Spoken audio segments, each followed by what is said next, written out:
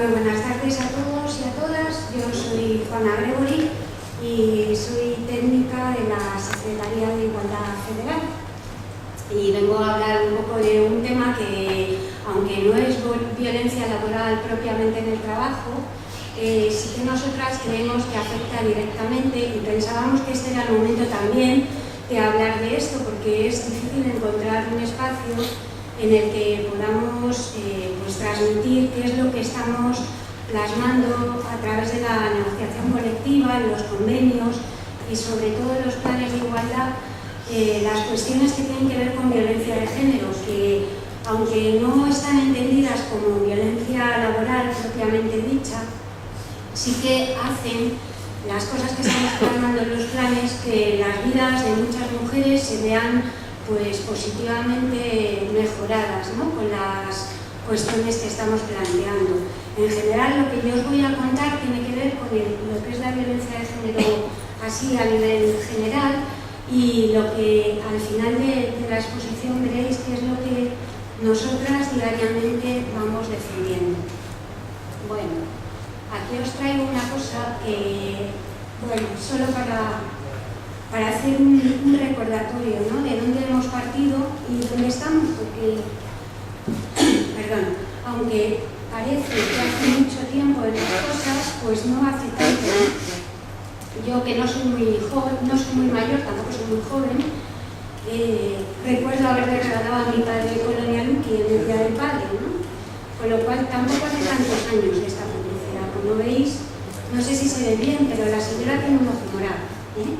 Y el anuncio lo que dice es: no importa lo que ha pasado, él es un hombre y usted lo ama, él merece luz. Él está con unos guantes de boxeo y ella está con un ojo morado. Este anuncio hoy no se podría publicar, pero bueno. Y el otro es un manual que se vendía por el médico precio de 37 pesetas, que era cómo podía dominar usted a las mujeres, ¿no? Yo creo que a muchos hombres actualmente todavía les gustaría tener este manual, pero de aquí es donde partimos y no hace mucho tiempo, ¿no? Yo recuerdo, mi madre no pudo viajar sola, tenía que pedir permiso, no podíamos abrir cuentas corrientes, ¿no? Bueno, ese tipo de cosas que a veces se nos han olvidado. Bueno, ¿qué es lo que pasa en España para que en general se dé un cambio de perspectiva? ¿Cómo van cambiando las cosas para que poquito a poco la sociedad cambie y la ley refleje los cambios de los que luego vamos a hablar? Bueno, al principio empieza a hablarse de violencia doméstica, de lo que pasa en el hogar, ¿no?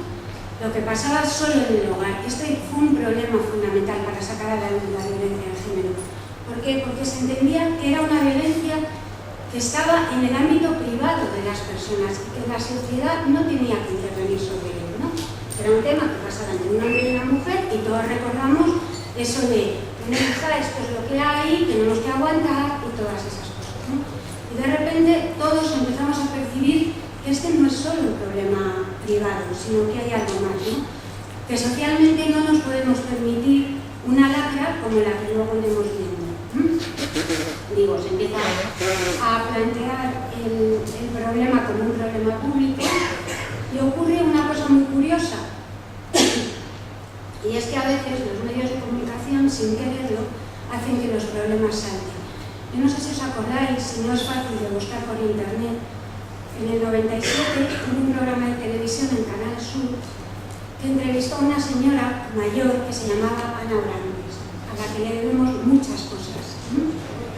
Ana Orantes explicó en una entrevista cuál había sido su vida de 50 años de casada con un hombre que no la dejaba vivir literalmente. O sea, no era solo que la pegaba unas palizas de muerte, que se las daba.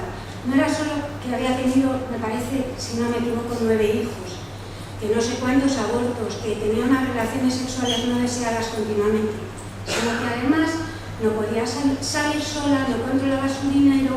Era como, esto es la violencia de género, ¿no? Aquí está. ¿Qué ocurrió?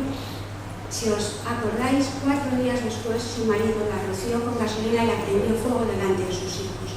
Eso hizo que literalmente la alarma social saltara y que a esa mujer la viéramos en todos los telediarios, porque todo el mundo se dio cuenta que esto no podía ser, ¿no? Eso fue como el primer paso de decir,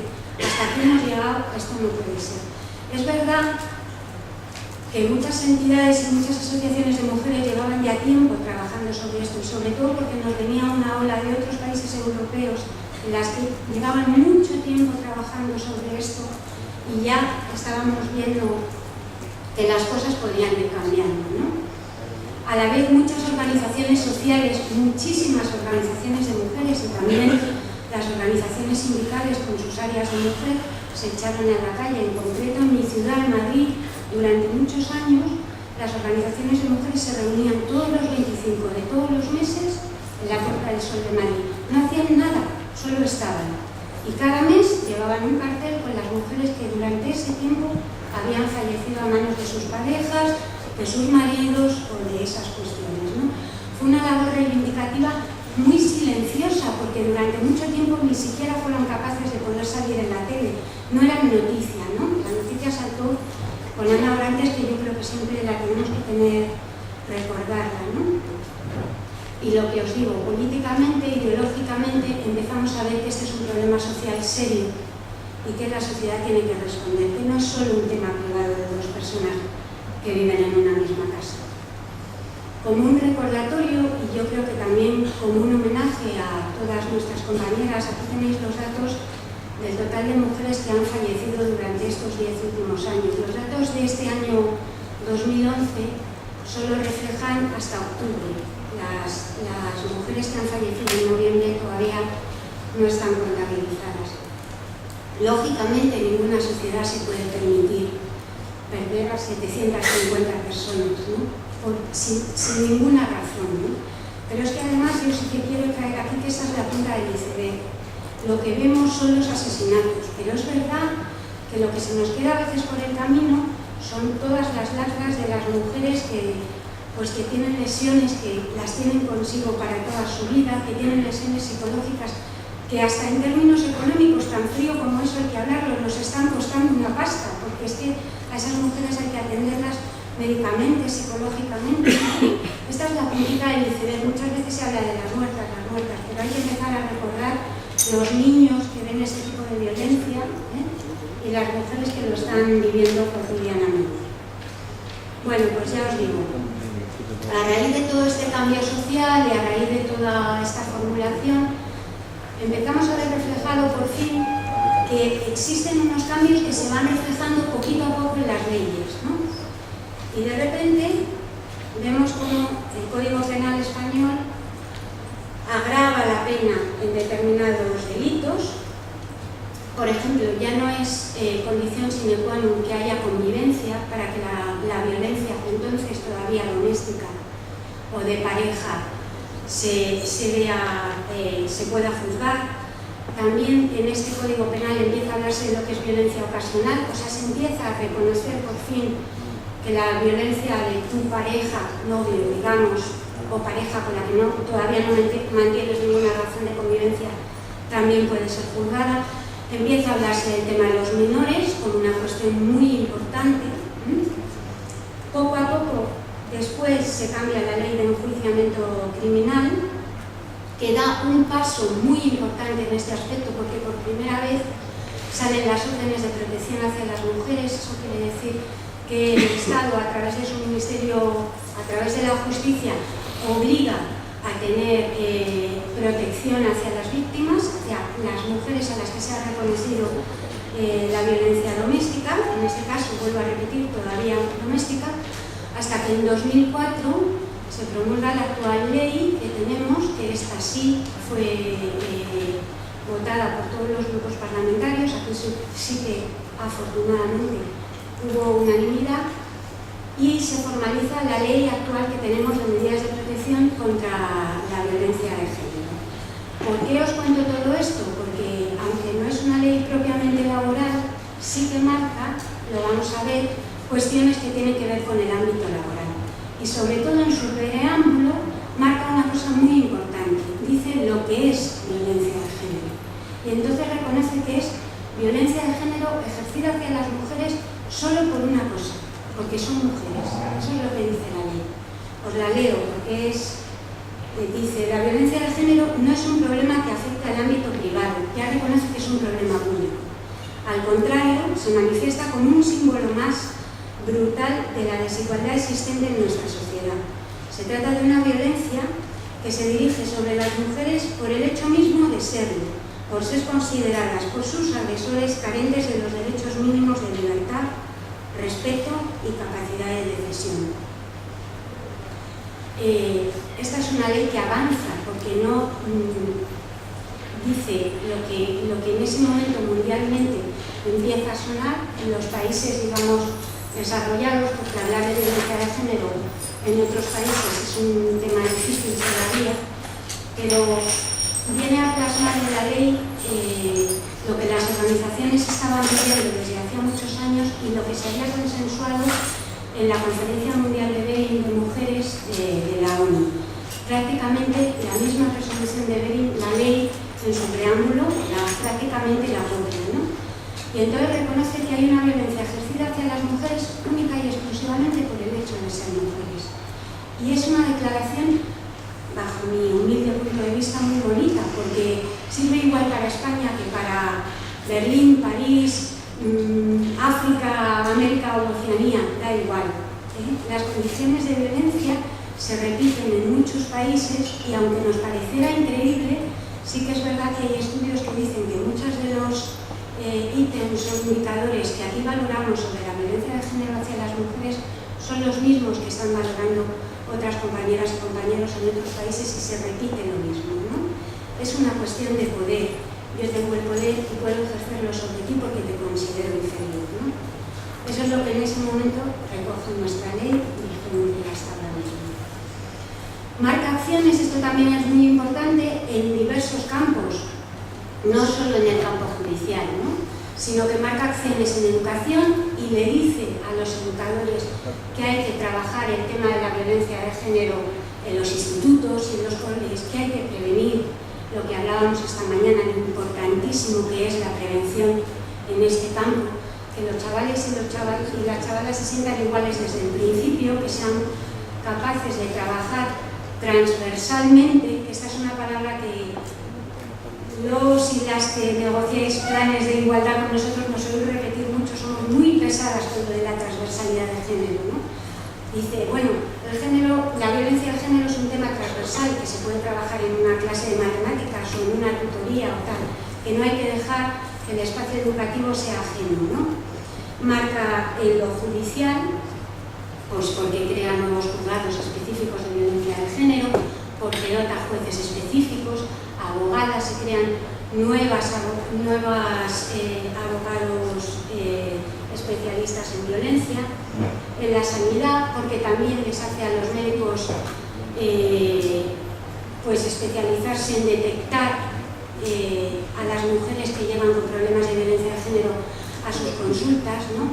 Valorar sobre ítems determinados en las consultas de atención primaria y en las de especialidades. Por ejemplo, una cosa muy curiosa que la ley en sanidad marca es que los protocolos, cuando tú llegas con una lesión al hospital, sea del tipo que sea, un médico tiene que señalar dónde tienes ¿no? Hay un dibujo de un cuerpo humano por delante y por detrás y tiene que señalar dónde están las lesiones. Entonces, una cosa que nos sorprendía mucho, si fisiológicamente no somos iguales y no queremos serlo, ¿cómo es posible que los médicos tuvieran que subrayar esas cosas sobre un cuerpo de varón, ¿no? Entonces, por ejemplo, la ley obliga a cambiar esos protocolos, ¿no? Y la ley empieza a marcar, por fin, prestaciones económicas para las víctimas, ¿no?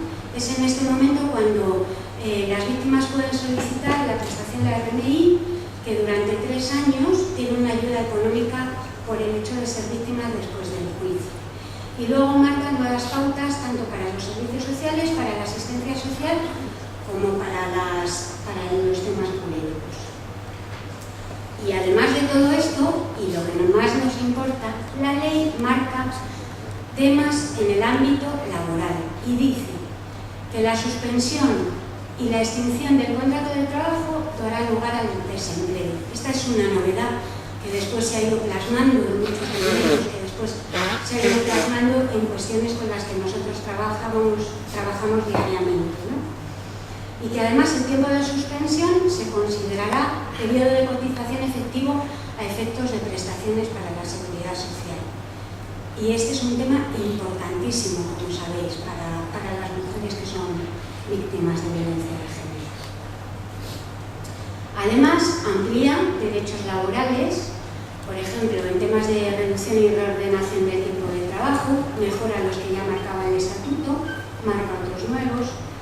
En temas de movilidad geográfica, favorece el que personas, mujeres en este caso, que están teniendo problemas de violencia con su pareja, puedan tener movilidad geográfica, es decir, le dicen las empresas, tienen prioridad a la hora del cambio de provincia.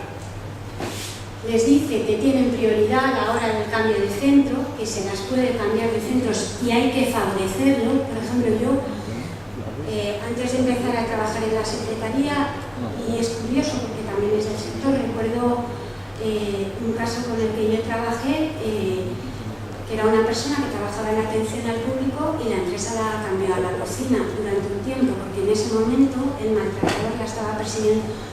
Primero la cambiaron de centro de trabajo, pero él consiguió encontrar dónde estaba y después durante un tiempo estuvo oculta en un sitio más, en el que era menos visible, ¿no? Donde estaba mucho más protegida, que era en la cocina del centro.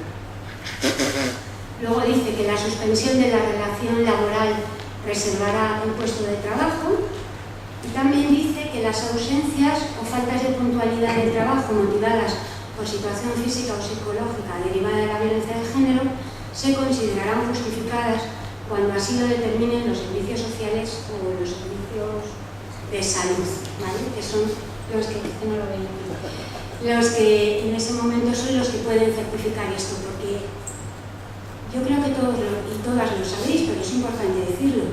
Esto no es ninguna broma. Hay mucha gente que cree que uno puede ir a un juzgado y decir, hola, que es que soy víctima de violencia de género.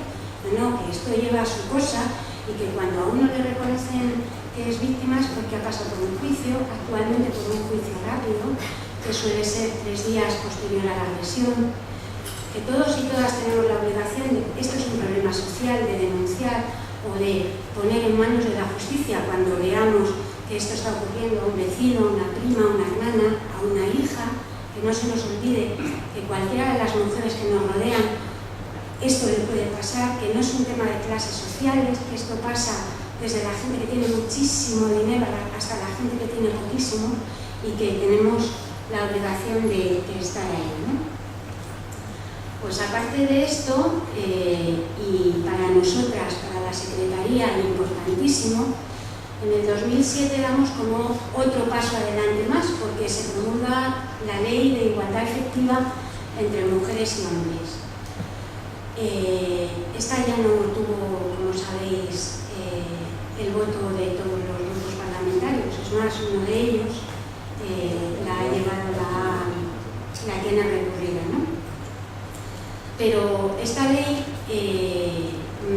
ayuda a que este tipo de violencia que se ejerce contra las mujeres pueda ser llevada también al ámbito laboral, pueda ser llevada a las empresas, ¿no?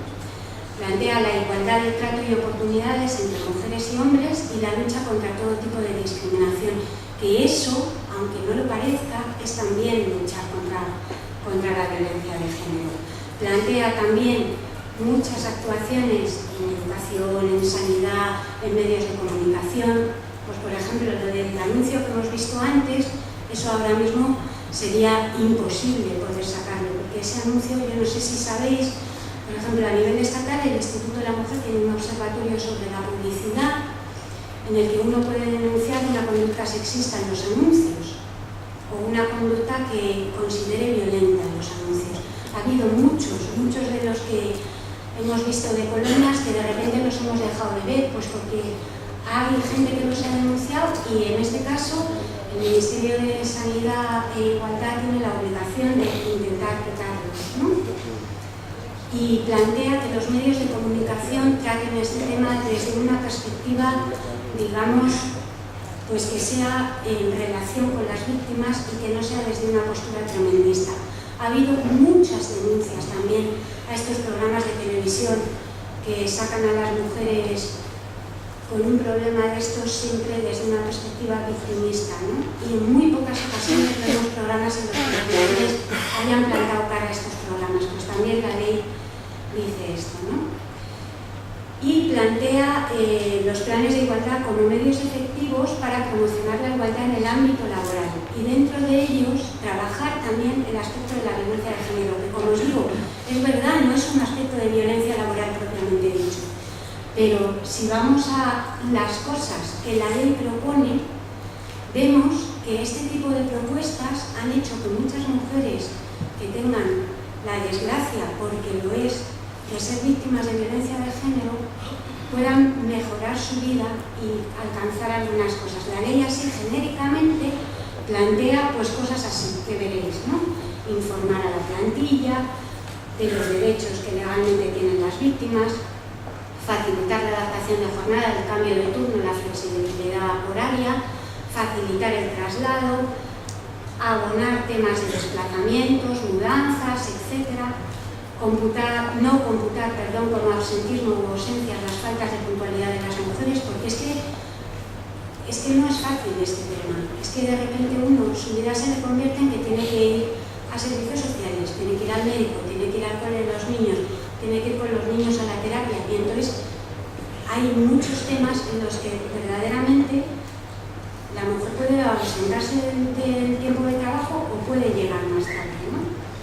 Dice también que se favorezcan, que se ayuden en licencias retribuidas para trámites, los que se consideren oportunos, e incluso habla de favorecer temas de prestaciones, de ayudas económicas. Y la parte más importante que os queríamos presentar, que yo sé que muchos y muchas de los que estáis aquí ya las conocéis porque estáis con nosotras en la negociación de los planes, os traemos pues una serie de mejoras que estamos planteando en los planes y que son algunas de los que ya tenemos firmados, qué cosas se han plasmado concretamente en el apartado de violencia de género como medidas, ¿no?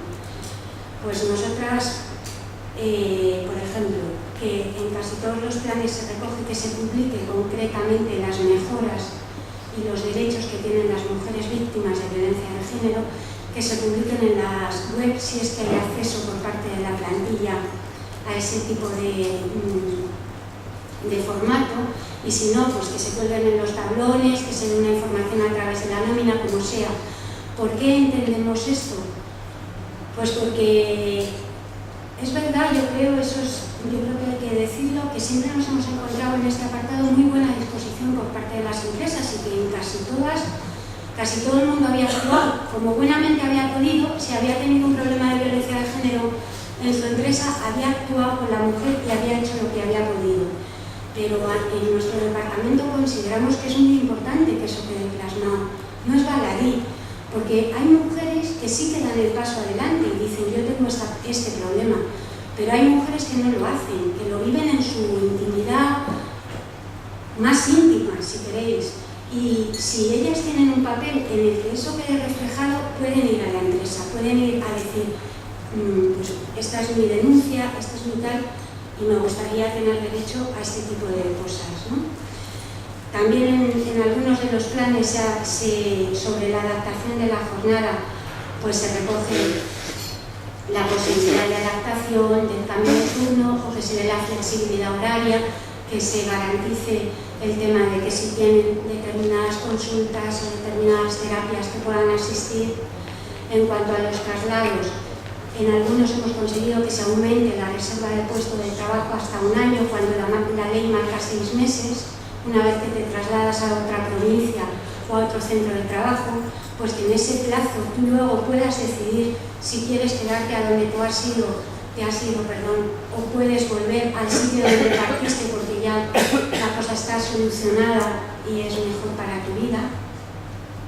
En cuanto a contratación, pues recordarles a las empresas que pueden realizar o que realicen convenios con asociaciones, con organizaciones que trabajan directamente con mujeres que son víctimas de violencia de género y que las contraten, que ayuden a la contratación de esas mujeres. En cuanto a las ayudas económicas, en algunos planes también, que esto ahora nos cuesta, como os podéis imaginar, un potosí, porque el tema del euro es el euro y todo el mundo dice yo, que no me cueste nada. Pues allí hemos conseguido, por ejemplo, que en determinadas empresas se paguen los tratamientos psicológicos de las mujeres, que se den ayudas económicas para traslados y mudanzas, que se recojan permisos retribuidos de traslado hasta 5 días, que se anticipe determinados cobros de salario o determinadas pagas extras, e incluso hay planes donde se marca una cantidad determinada de euros que la mujer puede percibir para ese traslado, ¿no? O en cuanto a las licencias, pues siguiendo con lo que marcaba la ley, que no se compute como faltas de asistencia para la excepción del contrato las derivadas de consultas sociales, de las médicas, de las psicológicas, de las mujeres. A veces también se ha conseguido que sean de sus hijos que han padecido o que padecen situación de violencia de género, ¿no? Y que estas faltas o ausencias sean debidamente justificadas, que lo son. O sea, porque una mujer que va a una terapia pues puede tener y que se consideren justificadas por parte de la empresa. Y yo dejo este cartel, que es el que usan ahora últimamente en muchos institutos, para deciros que, pues eso, ¿no? Que este es un tema que de verdad, que aunque parece un tema de mujeres, no lo es un tema de todos y todas, que nos puede en un momento dado salpicar a todos y cada uno de los que aquí estamos, y que aunque parece que no es violencia laboral, sí que podemos hacer mucho dentro de las empresas por las mujeres que tienen o han